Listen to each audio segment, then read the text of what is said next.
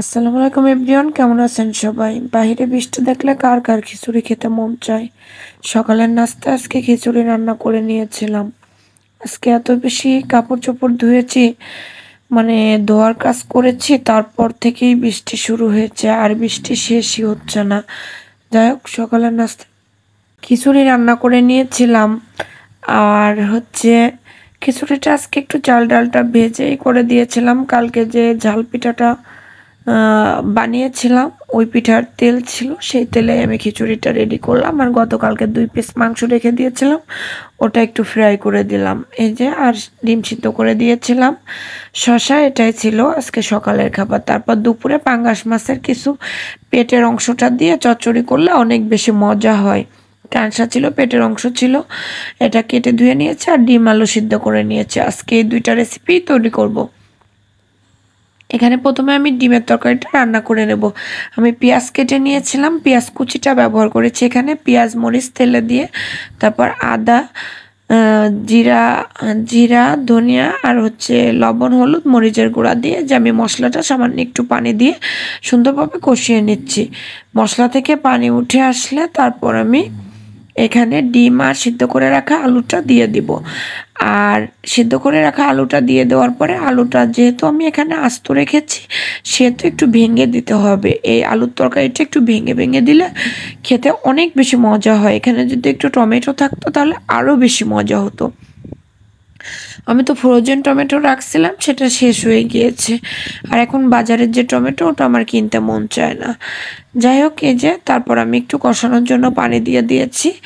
তরকারি আপনি যত সময় নিয়ে ধৈর্য ধরে রান্না করবেন, তত আপনার তরকারি কালারও সুন্দর আসবে, প্লাস কোনো আদা রসুনের ব্যাড স্মেল থাকবে না, খেতেও অনেক বেশি ভালো লাগবে। এখানে মনে হচ্ছে যে একটু তেলের পরিমাণটা বেশি, বাট না, যখন আলুটা টেনে ঝোলটা গাঢ় হয়ে যাবে তখন তেলটা এখানে ব্যালেন্স হয়ে যাবে। এই যে তারপর আমি এখানে ঝোলের পানি দিয়ে দিয়েছিলাম, একটু গরম করে দেবেন। ওয়াও, আজকে তরকারি কালারটা কত ইয়ামি হয়েছে দেখতে, অনেক মজা হয়েছিল, খেতেও অনেক বেশি মজা হয়েছে ডিমের তরকারিটা। তারপর আমি এখানে পাঙ্গাস মাছটা রান্না করব। পাঙ্গাস মাছ রান্না করার জন্য আমি এখানে কাঁচা পাকা 2 ধরনের কাঁচামরিচ নিয়ে নিয়েছি আর পেঁয়াজ দিয়েছি। দিয়ে আমি এখানে পেঁয়াজটা তেলে ভেজে নিলাম। তারপর লবণ আর হলুদের গুঁড়া দিয়ে দিয়েছিলাম।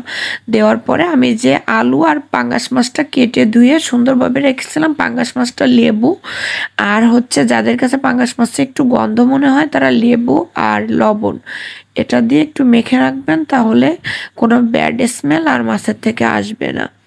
যাই হোক, তারপরে আলু আর মাছটা দিয়ে আমি মিনিট 10-এর মতো একটু নেড়ে চেড়ে এটাকে একটু আর কি নরম করে নিব। আলুটা যখন একটু নরম হয়ে আসবে তখন আমি এখানে একটু গরম পানি অ্যাড করব। বাট গরম পানিটা অ্যাড করার আগে আমি এখানে একটু জিরা গুঁড়া আর একটু ধনিয়া গুঁড়া দিয়ে দিব। এখানে কিন্তু আমি আর অন্য কোনো মশলা ইউজ করি নাই। কেউ চাইলে এখানে একটু আদা রসুন বাটা ইউজ করতে পারে। যেহেতু এটা চচ্চড়ি আর আমার মাছে কোনো ব্যাড স্মেল নাই, তাই আমি ইউজ করি নাই। আজকে এটা কাঁচামরিচে করব।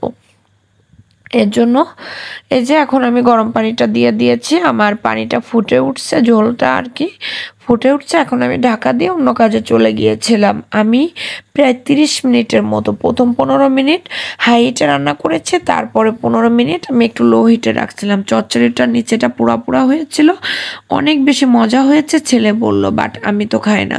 তারপর বিকালবেলা একটু লুডুস রান্না করেছিলাম। আজকে লুডুসটা আমি একটু তেল আর লবণ দিয়ে পানিতে সিদ্ধ করে নিয়েছিলাম, এর জন্য আজকে এভাবে ভাজি করছি। এখানে পেঁয়াজ আর ডিম, কাঁচামরিচ আর লুডুসের সঙ্গে যে ম্যাগি মশলাটা থাকে, সেই মশলাটা দিয়ে দিয়েছি। এটা একটু ভাজা ভাজা হয়ে গেলে তারপর আমি সিদ্ধ করে রাখা লুডুসটা এখানে দিয়ে দিব। দিয়ে দেওয়ার পরে আমি নেড়ে চেড়ে সুন্দরভাবে মিশিয়ে নেব। এটা আর ক্যামেরাতে দেখাতে পারছে না, যেহেতু আমার ক্যামেরা করার কোনো মানুষ না, আমি নিজে হাতে ক্যামেরা করি। যাই হোক, এই যে বেড়ে দিলাম। আর আজকে ছেলের বাবা বাসায় এসছে।